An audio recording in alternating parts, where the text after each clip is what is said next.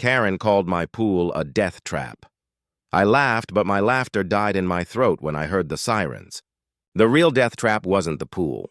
It was our fight. The August sun beat down with the weight of a guilty secret. It shimmered off the turquoise water of the pool, a rectangle of manufactured bliss in the sprawling backyard of Ben and Sarah's new suburban home. For weeks, they had lived inside a perfect postcard. The house, a sprawling two-story with a wraparound porch, felt like the culmination of a decade of hard work, sleepless nights, and the quiet, desperate hope that things would get better. Ben, a graphic designer who had recently started his own firm, felt the weight lift from his shoulders with every passing day. Sarah, a freelance writer, felt the creative block she'd battled for years dissolve into the endless summer. The perfect postcard, however, was about to be torn to shreds. The first rip came in the form of a car. A pristine white SUV, the kind that screamed, "I have arrived and so have my standards," pulled into the driveway. It belonged to their next-door neighbor, Karen. Karen was a force of nature in a pastel pantsuit. She was the self-appointed matriarch of Maplewood Lane, a woman who saw the world not as it was, but as it should be, according to her. Her meticulously manicured lawn was a testament to her belief in order and control. Ben and Sarah, with their wildflowers and a perpetually unkempt garden, were a thorn in her side.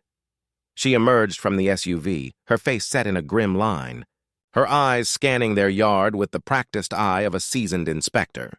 She didn't smile. She never did. "Ben!" "Sarah," she said, her voice a clipped, precise instrument. "We need to talk." Sarah, who had been watering a wilting basil plant, stood up, a small, weary smile on her face. "Karen, good morning. Is everything all right?" "It's not," Karen said, walking past them, her gaze fixed on the shimmering pool. "That thing. That monstrosity you've installed. It's a hazard. A death trap." Ben, who had just come out of the house, a towel slung over his shoulder, frowned. "Karen, what are you talking about?" "It's a pool. It's perfectly safe." "Safe?" Karen scoffed, her gaze sweeping over the pool's edge, where a single floaty, a bright pink flamingo, bobbed gently. "You haven't even put up a fence. No alarm, nothing. You have no idea what you're inviting into this neighborhood.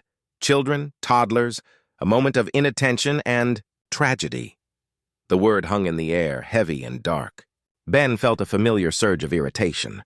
Karen had a way of turning every conversation into a lecture, every minor disagreement into a moral failing. "Karen," he said, his voice low, "we've been over this. The fence is on back order. We ordered it months ago, and we've taken every precaution. We're never out here without supervision. We've even installed motion-activated sensors." "Sensors won't stop a child who falls in," Karen retorted, her voice rising. "I have grandchildren who visit. They are curious. They are drawn to things like this. It's a disaster waiting to happen." "This is our property, Karen," Sarah said, her voice trembling slightly. "We have every right to do what we want with it. We've checked all the permits. We've followed every rule." "Rules?" Karen laughed, a short, sharp sound. "Rules are for people who care about their neighbors. You clearly don't. You only care about your own selfish little paradise. A paradise that could kill someone." The accusation hit Ben like a punch to the gut. The pool wasn't just a luxury. It was a symbol of the life they had fought so hard to build, a symbol of their success. To have it dismissed as a death trap by someone so self-righteous and judgmental was infuriating. "You know what, Karen?" Ben said, his voice dripping with sarcasm. "Why don't you just call the police? Or the fire department? Or a priest? You seem to think this is a divine punishment waiting to happen. Go ahead, call everyone you know. Tell them all that my pool is a death trap. I'll be out here enjoying my death trap with my wife." "You do you?" The words, meant to be a final, sarcastic jab, landed like a slap. Karen's face, already flushed with anger, turned a deeper shade of red. Her nostrils flared and her eyes narrowed into angry slits. "You think this is a joke?" she hissed. "You think this is funny?" "I think you need to get a hobby, Karen," Sarah said, stepping forward, her small frame radiating a newfound courage. "And I think you need to mind your own business. We are not the enemy. We are your neighbors." Karen stared at them, her gaze flicking between Ben and Sarah, her silence more menacing than any tirade. For a moment, the air crackled with unspoken threats. Then, without another word, she turned on her heel and stalked back to her car. She got in, slammed the door, and reversed out of the driveway with a screech of tires. Ben and Sarah stood in the quiet aftermath, the silence a heavy blanket over their shoulders. "Well," Ben said, letting out a long, slow breath. "That was pleasant." Sarah didn't answer. She walked to the edge of the pool and stared down into the shimmering blue.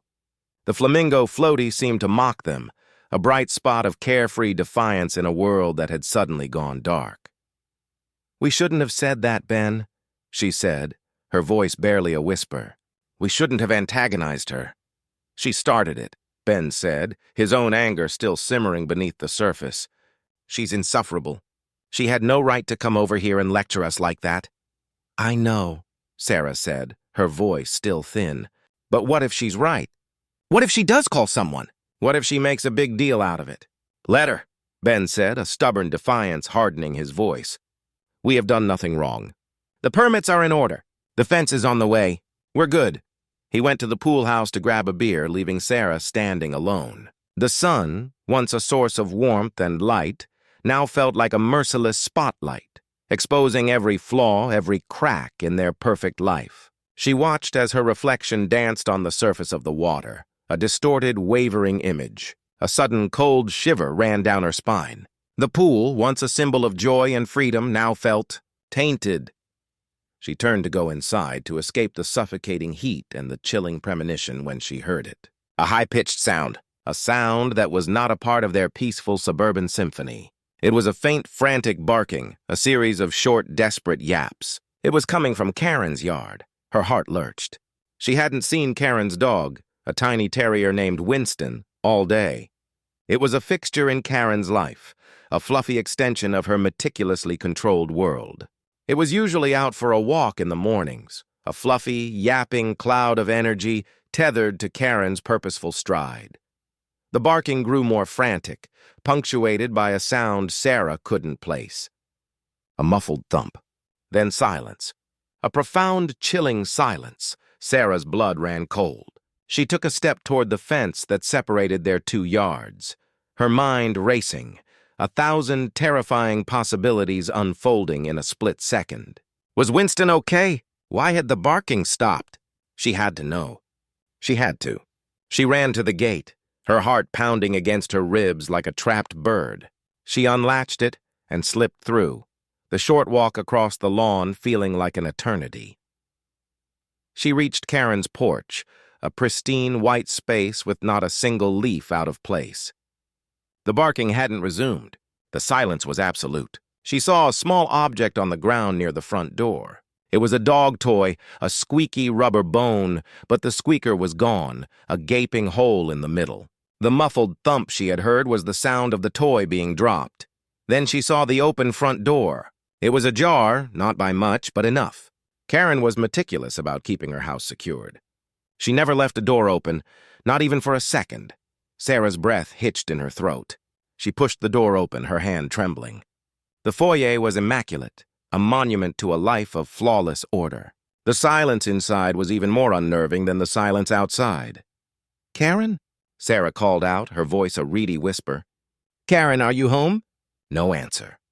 Sarah took a tentative step inside, her eyes scanning the empty space. Her gaze fell on the floor and she saw it. A single dark, glistening droplet on the polished hardwood. And another. And another. A trail of small, dark drops leading toward the back of the house. Her heart hammered against her ribs. She followed the trail, her body moving on autopilot, a strange, terrifying curiosity propelling her forward. The trail led to the kitchen. The kitchen was just as pristine as the rest of the house, every pot and pan in its place, every surface spotless. But there, on the white marble countertop, was a bottle of wine. It was a new bottle, unopened. Next to it was a corkscrew. The trail of droplets continued, leading to the back door, a glass-paned door that looked out onto Karen's backyard. Sarah's breath caught in her throat. Through the glass, she could see a faint outline, a figure lying on the ground, partially obscured by a large ornamental bird bath. Sarah pushed the door open. and the silence of the kitchen was replaced by the deafening buzz of 1,000 flies. The sun once again beat down mercilessly, illuminating the scene. Karen was lying on the ground. Her pastel pantsuit was crumpled and stained. A single red rose, which she had been holding in her hand, had fallen to the ground, its petals scattered like confetti. Her eyes were closed. She wasn't moving. The trail of droplets led not from her, but to her. A steady drip, drip, drip from the ornamental bird bath. It wasn't water. It was wine. The bottle on the counter had a small hole in the neck, a tiny puncture from the corkscrew. The scene was a tableau of bizarre, chilling irony. Karen, the woman who had just called? The sun had sunk below the horizon, but the police lights still painted the quiet suburban street in a violent, oscillating canvas of red and blue. Ben and Sarah sat on their new porch swing, the rhythmic squeak of the chains a stark counterpoint to the silence that had fallen between them. The air, thick with the scent of cut grass and impending dread, felt impossibly heavy. The coroner's van was gone, but the yellow police tape across Karen's yard remained. A scar on the face of Maplewood Lane. A detective. A woman with a no-nonsense demeanor and a gaze that missed nothing sat across from them in a wicker chair. Detective Reynolds. She had a notepad and a pen in her hand, but she hadn't written a word. She was just watching them, her silence more unnerving than any question.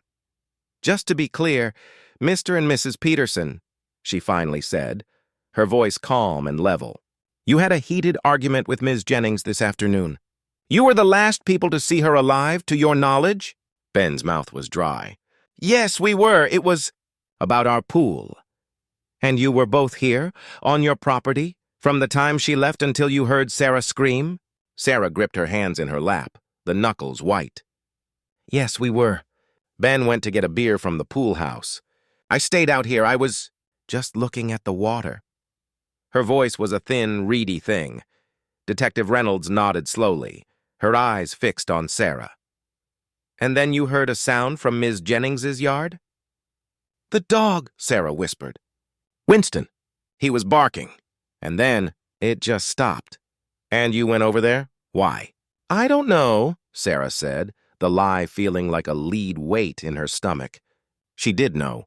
It was a premonition, a cold dread that had taken root the moment she saw Karen's car drive away. But she couldn't say that. It would sound insane. It was just quiet. Too quiet. "I was worried about the dog." "And you found her," Detective Reynolds said. Not a question, but a statement of fact. Ben cut in, his voice firmer than Sarah's. "She was on the ground, next to the bird bath. She wasn't moving. And you called 911 immediately?" "Yes," Sarah said, her voice stronger now. "I fumbled with the phone, but I called. I couldn't believe it." The detective's gaze shifted to Ben.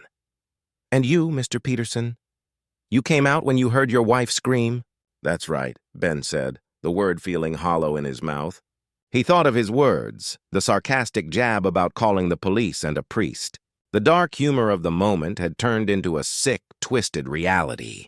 "I came out, saw Sarah on the phone, and saw Karen on the ground." Detective Reynolds finally wrote something on her pad. The scratch of the pen was a loud, invasive sound. "Ms. Jennings was found with a fatal wound to the back of her head," she said, her voice devoid of emotion. "Caused by a blunt object. We found the corkscrew nearby. It's consistent with the injury." Ben's stomach lurched. He had assumed she had fallen and hit her head. The word blunt object made it sound deliberate. "There were signs of a struggle," the detective continued, her gaze now sweeping from Ben to Sarah, as if she were a lie detector. "A small rose bush was trampled. A wine bottle was shattered. And a small plastic flamingo floaty was found near her body." The blood drained from Sarah's face. She looked at Ben, her eyes wide with fear. The flamingo. The bright pink flamingo that had been bobbing peacefully in their pool. Ben's heart hammered against his ribs. That's impossible. That was in our pool. I saw it there right before." He trailed off, the words dying in his throat. Detective Reynolds leaned forward, her voice dropping a fraction of a decibel, a subtle shift that made it even more menacing. According to our preliminary investigation, Ms. Jennings was found in the middle of her backyard. The floaty was found behind the bird bath, near the rose bush. She paused, letting the weight of the statement settle. Could it have blown over there?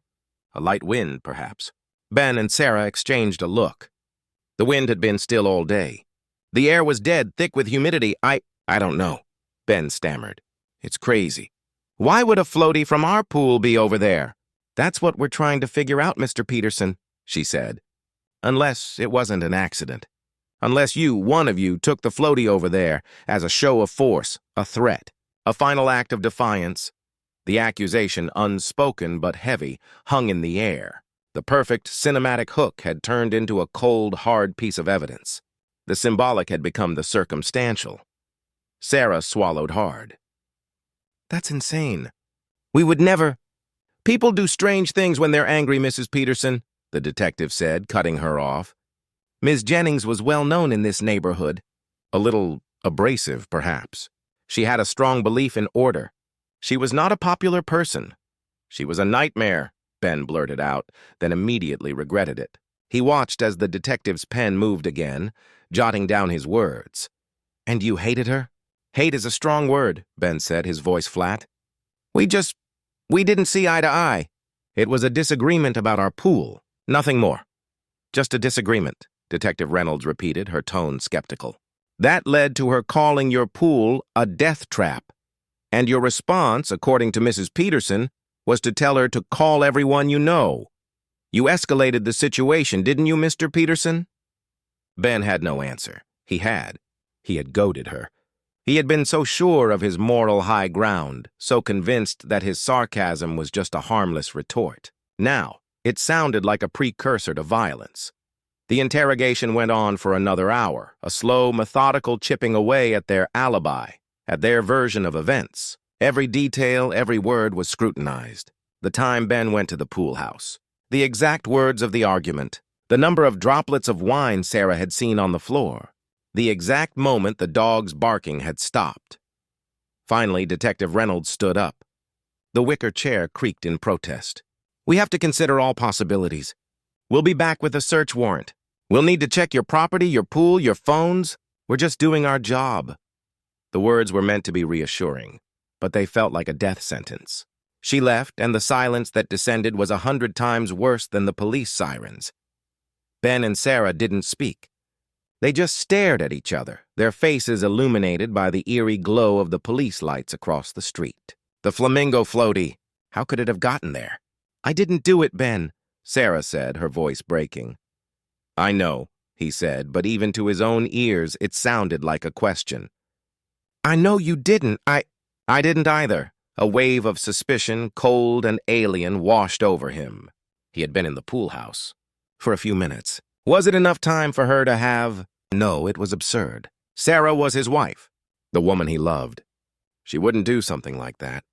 Not his gentle, kind Sarah. Could someone have taken it? Sarah asked, her voice filled with a desperate, frantic hope.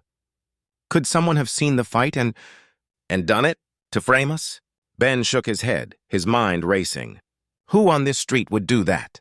Who hated Karen enough, and them enough, to murder one and frame the others? Just then, a voice, a reedy old man's voice, broke the silence. Ben, Sarah? They turned.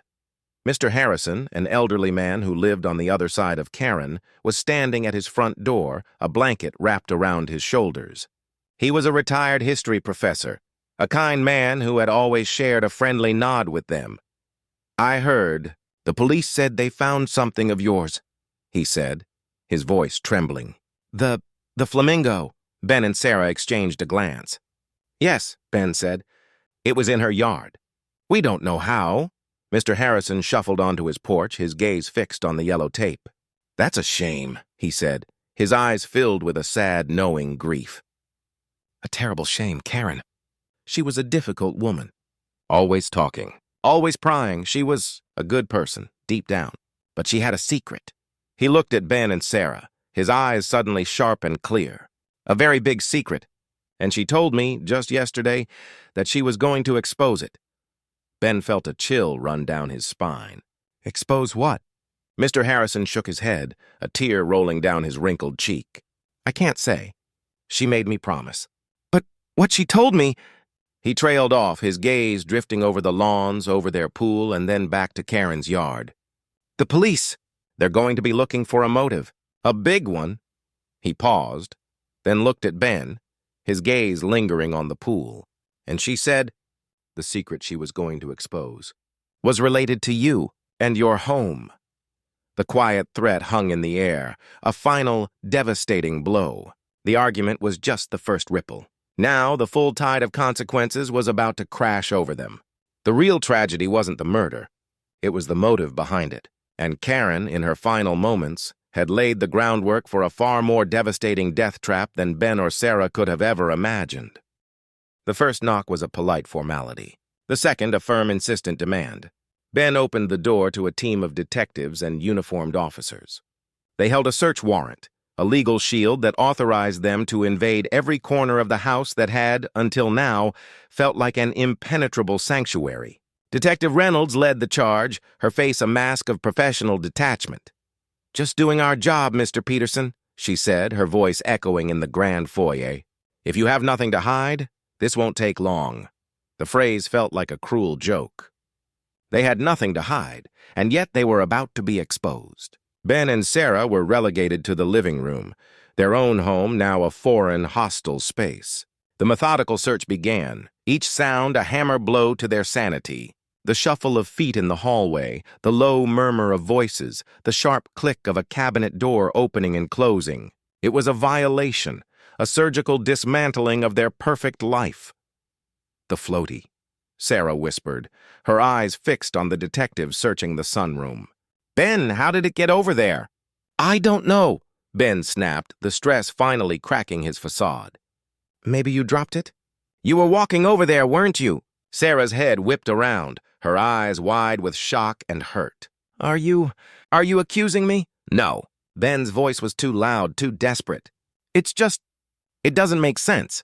And Mr. Harrison, he said Karen had a secret about our house. What if you knew something? What if she found out something about your writing or your past? My past? Sarah scoffed, a bitter laugh escaping her lips. What are you talking about? My past is an open book. My last book tour was a disaster, but it's hardly a motive for murder. Their voices, once a shared melody, now grated against each other. Two discordant notes in the silent house.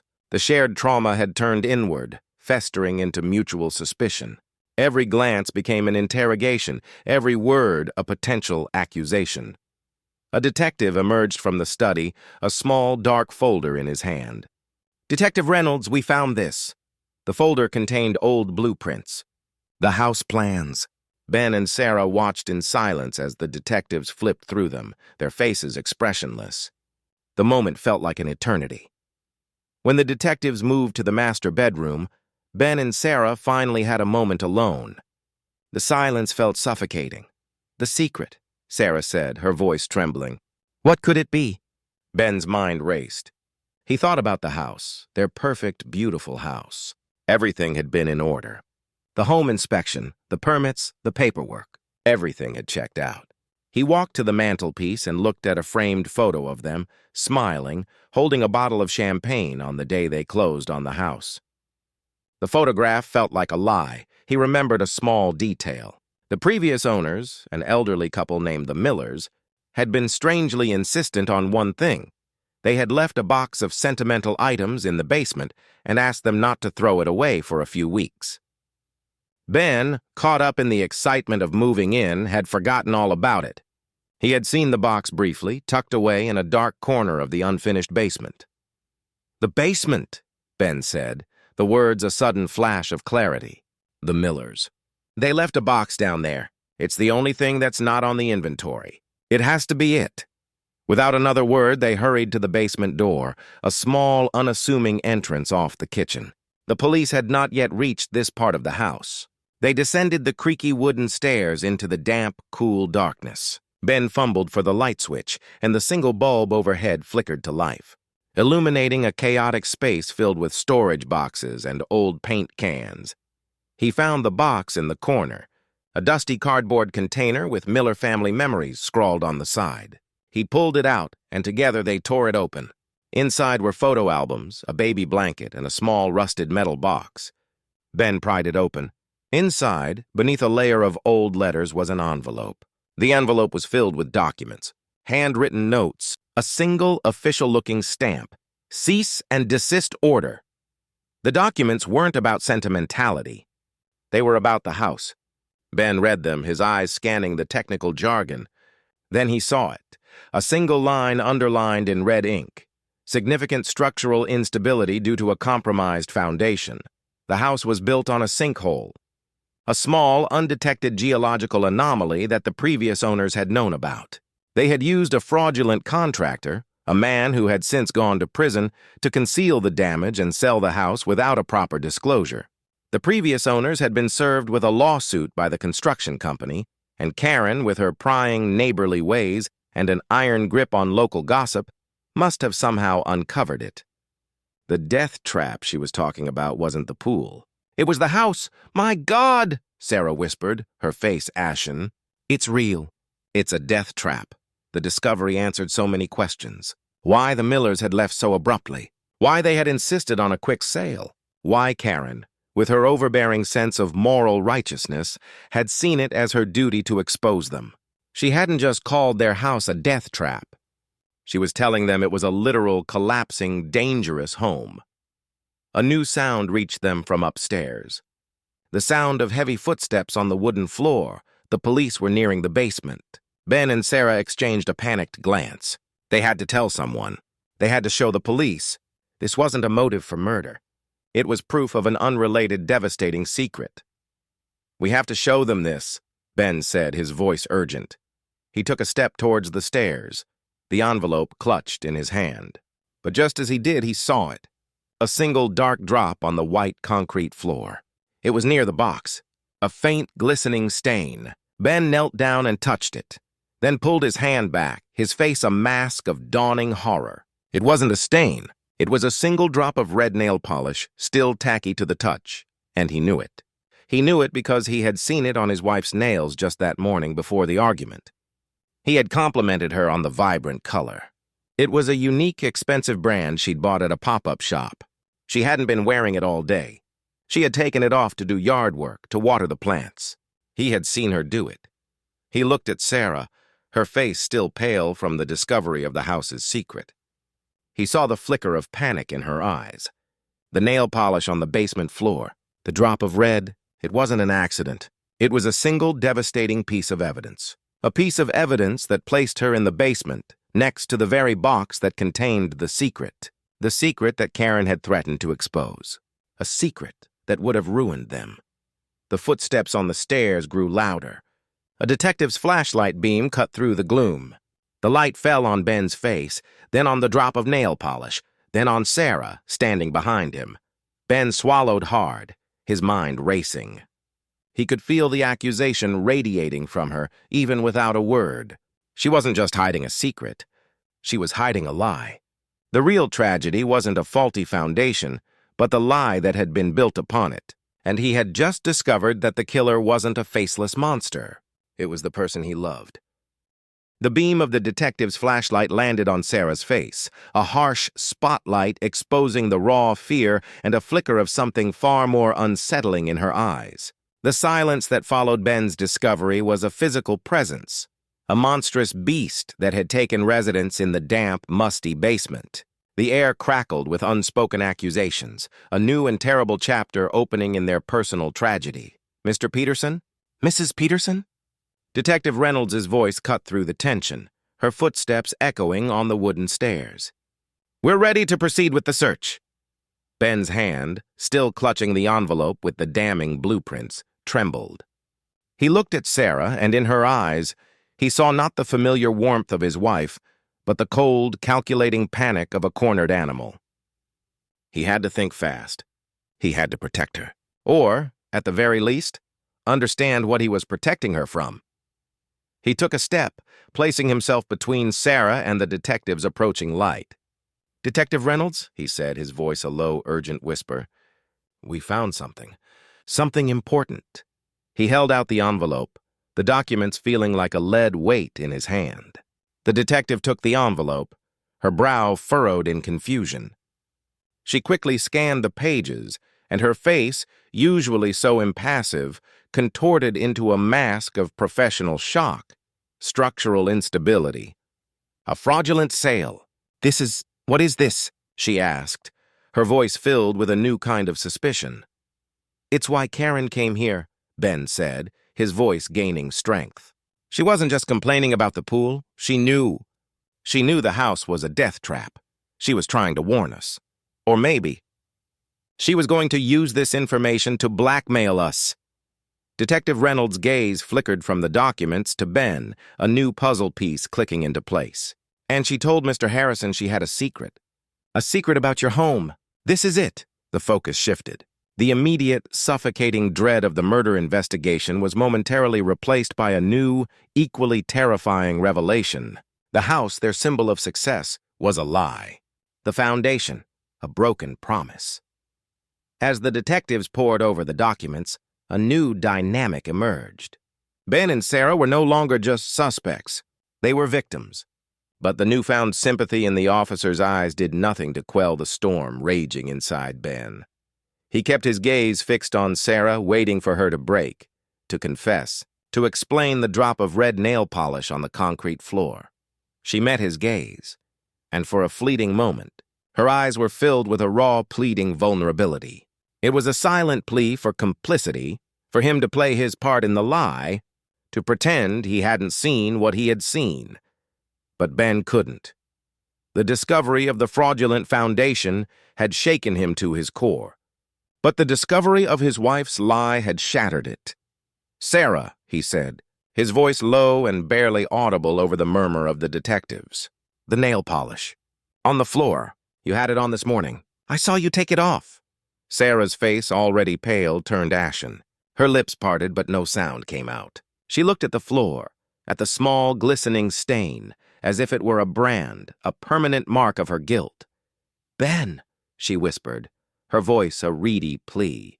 "I can explain." "Explain what?" Ben retorted, his own voice laced with a bitter cynicism he hadn't known he was capable of. "Explain why you were down here next to the box of documents, hiding something? Explain why you were over in Karen's yard with my flamingo floaty?" The detectives upstairs had heard enough. Detective Reynolds descended the stairs, her face grim. She had the documents in her hand, but her gaze was fixed on Ben and Sarah. She saw the tension between them, the raw emotional chasm that had opened up. "What's going on here?" she asked, her voice sharp. "Mr. Peterson, Mrs. Peterson, what are you not telling me?" Ben looked at Sarah. He could protect her. He could lie. He could play the part of the devoted husband, the man who believed his wife no matter what. But the truth was a venomous snake, and it was coiling tighter and tighter around his heart. He took a deep breath, the air thick with the scent of dust and betrayal. He thought of his perfect life, a carefully constructed house of cards, and watched as it began to fall apart. "The nail polish," Ben said, his voice cracking. "I saw it. On the floor, next to the box. She was down here." He looked at Detective Reynolds, his eyes filled with a tortured confusion. "She was down here after the argument. She was hiding something." All eyes turned to Sarah. She stood motionless, a statue of guilt and fear. The detective's gaze, once sympathetic, hardened into a cold professional assessment. "Mrs. Peterson," she said, her voice now devoid of any pretense of kindness. "Is this true? Did you come down here after your argument with Miss Jennings?" Sarah didn't answer. She just stared at Ben, her eyes a desperate, silent scream. "We'll need to search your car, your phone, everything," Detective Reynolds said, her voice a clipped command. "We'll need to check the security cameras on your street. We'll find out exactly when you came down here and what you took." A new wave of terror washed over Ben. She wasn't just hiding documents. She had been hiding something far more sinister.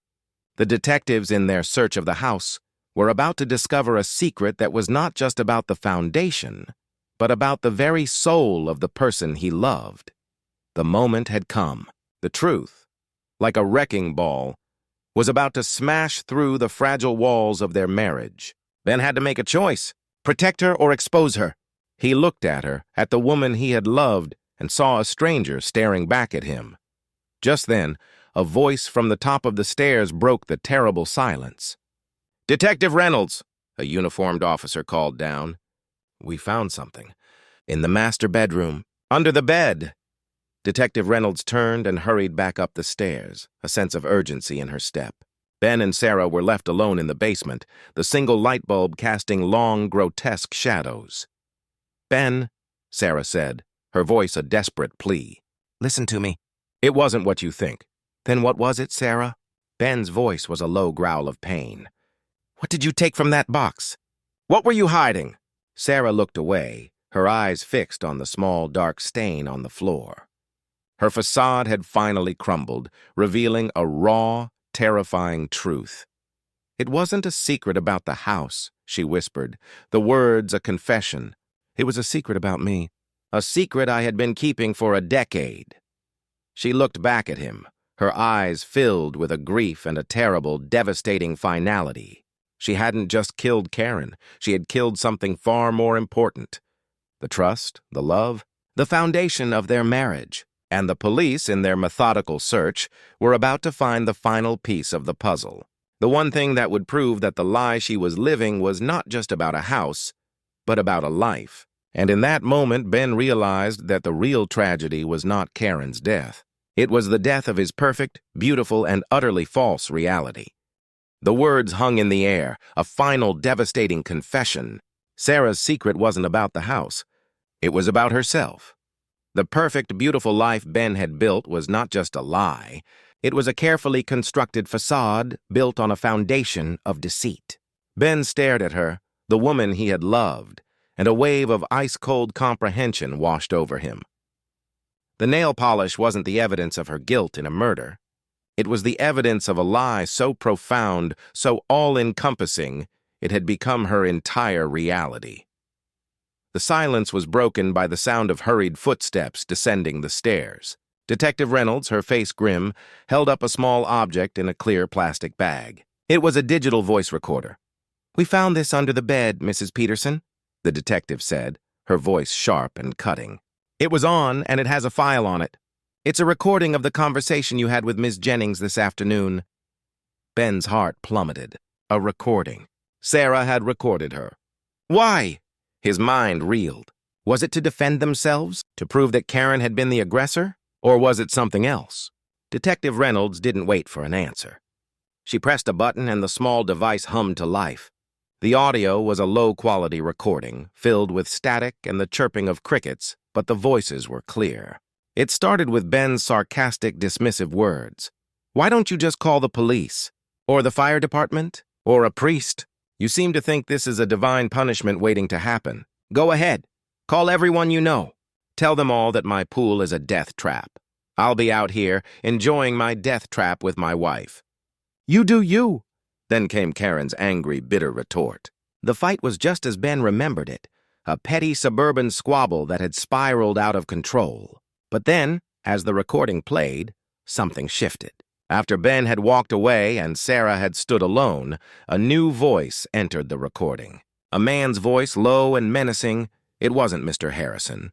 It was a voice Ben knew, a voice he hadn't heard in years. It was the voice of the man who had been arrested for building on a protected wetland, the contractor who had worked on the Miller's house, the man who had sold Ben and Sarah the lie.